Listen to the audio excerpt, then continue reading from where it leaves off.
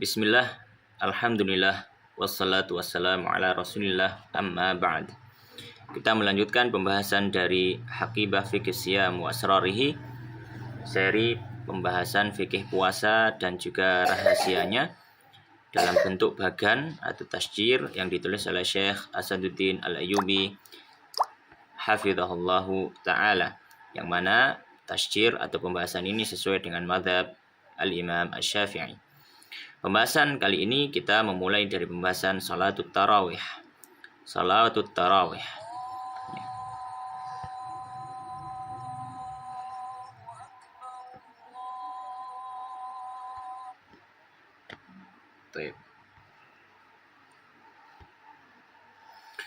Salatul Tarawih.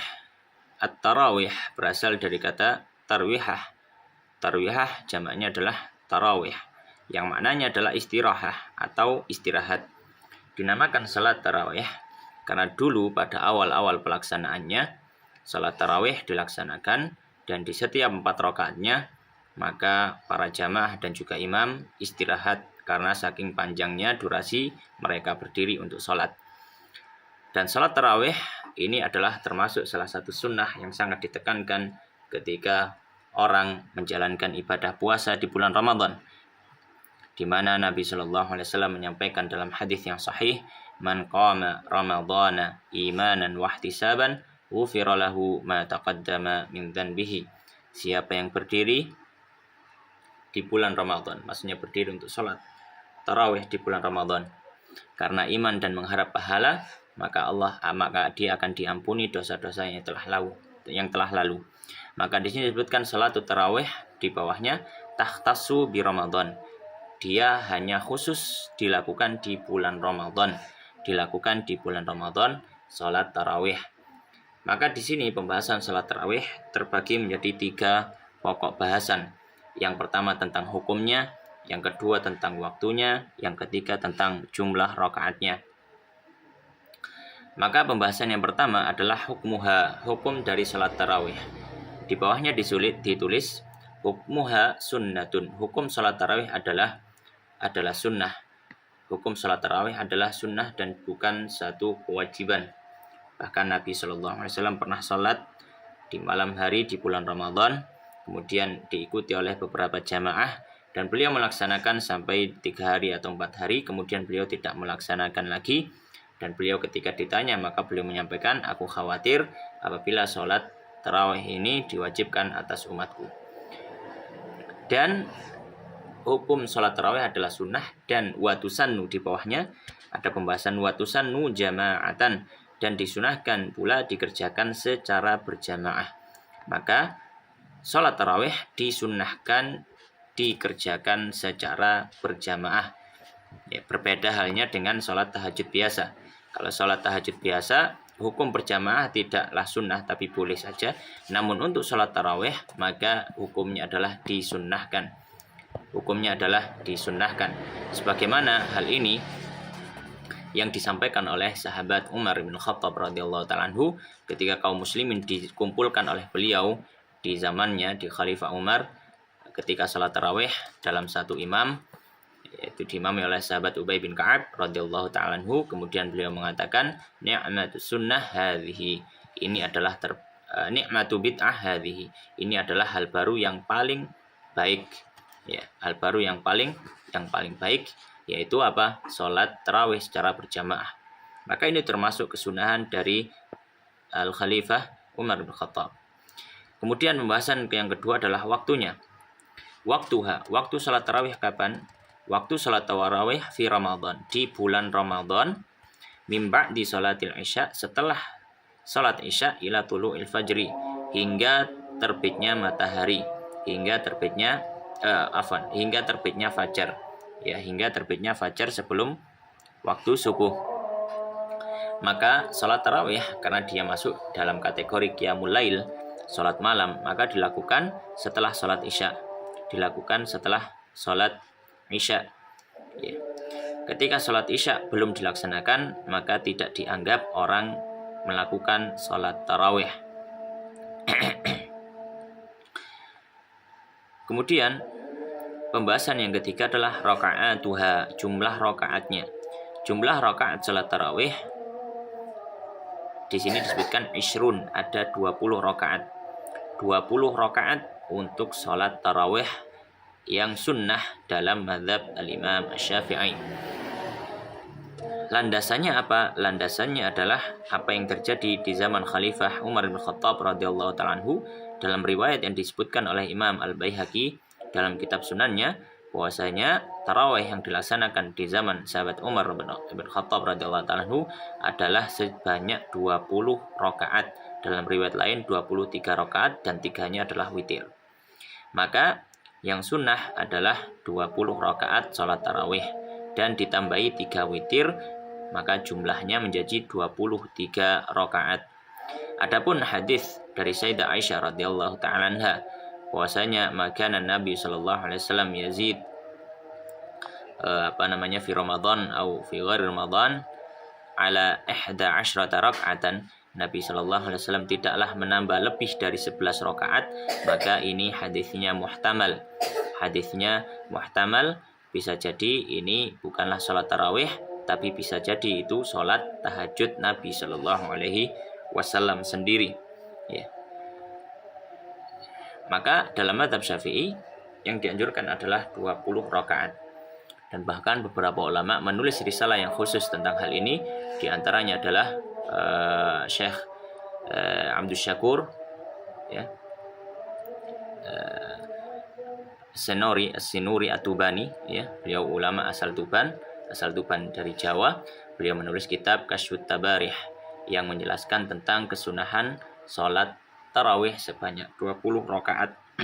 Dan beliau bahkan menguatkan ini landasannya bukan hanya hadis, namun dia adalah ijma'. Dia adalah ijma' yang terjadi di zaman Khalifah Umar dan juga ketika hidup para sahabat.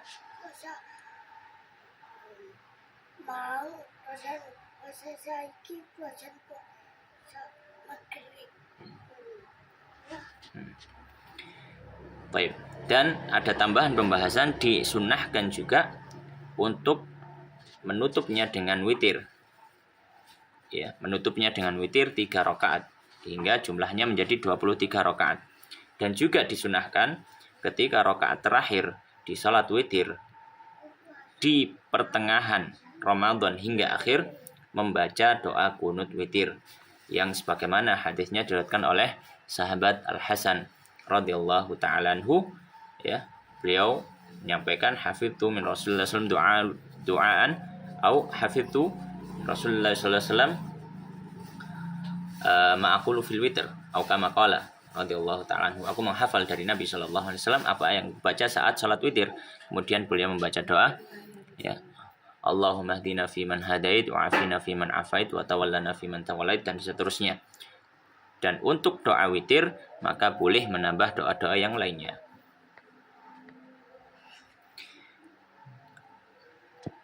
Pembahasan berikutnya adalah zakat al-fitr atau zakat fitrah. Zakat fitrah termasuk termasuk kewajiban juga yang dibebankan ketika bulan Ramadan. Maka di sini pembahasannya adalah hukumnya. Hukmuha, hukum zakat fitrah adalah wajibatun, wajib. Hukum zakat fitrah adalah wajib sebagaimana hadis Ibnu Umar yang menyatakan bahwasanya Nabi Shallallahu alaihi wasallam mewajibkan zakat fitr atau zakat fitrah. Wajib bagi siapa? Maka di sini ada 3 pembahasan. Yang pertama, ala kulli muslimin, wajib bagi setiap muslim, adroka yang mendapati ghuruba akhir yaumin, tenggelamnya matahari di akhir hari min Ramadan, di hari terakhir Ramadan. Maka zakat fitr itu menjadi kewajiban bagi orang yang mendapati tenggelamnya matahari di hari terakhir di bulan Ramadan. Dalam artian orang yang mendapati, ya, sebagian dari bulan Ramadan dan sebagian dari bulan Syawal, maka ini adalah orang yang wajib untuk membayar zakat atau dibayarkan zakatnya. Adapun orang yang hanya mendapatkan sebagian dari mendapatkan Ramadan tapi tidak mendapatkan bulan Syawal, atau dia mendapatkan bulan Syawal tapi tidak mendapatkan Ramadan, Untuk kasus yang pertama, dia mendapatkan Ramadan tapi tidak mendapatkan bulan Syawal, seperti orang yang meninggal ketika di hari terakhir bulan Ramadan namun waktu zuhur. Maka orang semacam ini tidak wajib bagi keluarganya untuk mengeluarkan zakat fitrahnya. Atau kasus yang kedua, orang yang hanya mendapati bulan Syawal saja tanpa mendapati bulan Ramadan, seperti anak yang lahir setelah tenggelamnya matahari di di hari terakhir di bulan Ramadan dan masuk 1 Syawal. Misalkan dia lahir setelah Isya di malam Id, maka dia tidak wajib untuk dikeluarkan zakat fitrahnya. Baik. Kemudian pembahasan yang kedua dari masalah kewajiban zakat fitrah disebutkan di sini ala, ya, zakat fitrah wajib ala atas man wajada, orang yang mendapati yaumul id, hari id, wa lailatahu, dan malamnya, so'an, 1 sa', fadilan, yang melebihi anqutihi, dari makanan atau dari kebutuhan pokoknya, wa quti ayalihi, dan kebutuhan pokok keluarganya, wa hawaijihil asliyah, dan kebutuhan-kebutuhan inti lainnya. Maka zakat fitrah itu wajib bagi seorang yang tadi syaratnya dia muslim, kemudian mendapati sebagian dari hari di bulan Ramadan dan sebagian dari hari di bulan Syawal. Kemudian syarat berikutnya, dia adalah orang yang mampu. Kategori mampu dalam membayar zakat fitrah adalah ketika malam Id atau ketika itu dia mendapati kebutuhan pokok untuk hari Idnya dan malam Id sudah terpenuhi, maka ini sudah dianggap sebagai orang yang mampu dan wajib membayar zakat fitrah. Ya. Dan juga bukan hanya kewajiban pokok dirinya atau kebutuhan wajib dirinya, namun juga kebutuhan pokok dari keluarganya. Maka kalau misalkan ada orang ketika di malam Id atau di bulan Ramadan, di akhir bulan Ramadan, dia tidak mendapati atau dia kekurangan dari kebutuhan pokok keluarganya, maka tidak wajib baginya untuk membayar zakat fitrah. Kemudian pembahasan yang terakhir dari zakat fitrah di sini adalah wajibatun an nafsihi. Zakat fitrah itu wajib untuk dirinya sendiri, wa amman tajibu alaihi, dan dari orang yang wajib atas dirinya, nafaqatuhu, penafkahannya, minal muslimin, dari orang muslim, alladzina, dari orang-orang yang adraku, mendapati akhir yaumin min Ramadan, akhir hari dari bulan Ramadan. Maka zakat fitrah itu wajib bagi seseorang dan juga orang yang di bawah nafkahnya, dan juga orang yang di bawah nafkahnya, dengan syarat orang yang di bawah nafkahnya tadi adalah seorang muslim. Maka kalau misalkan ada orang yang di bawah nafkahnya dan dia adalah orang kafir, maka tidak wajib baginya atau tidak dianggap sah baginya mengeluarkan zakat fitrah dari orang kafir tersebut. Adapun kalau ada orang muslim yang dia berada di bawah nafkah orang lain, maka tidak memandang siapa yang menafkahi. Bahkan kalau yang menafkahi adalah orang kafir, dan dia muslim, maka wajib bagi orang kafir tersebut untuk mengeluarkan zakat fitrah atas anak yang muslim tadi.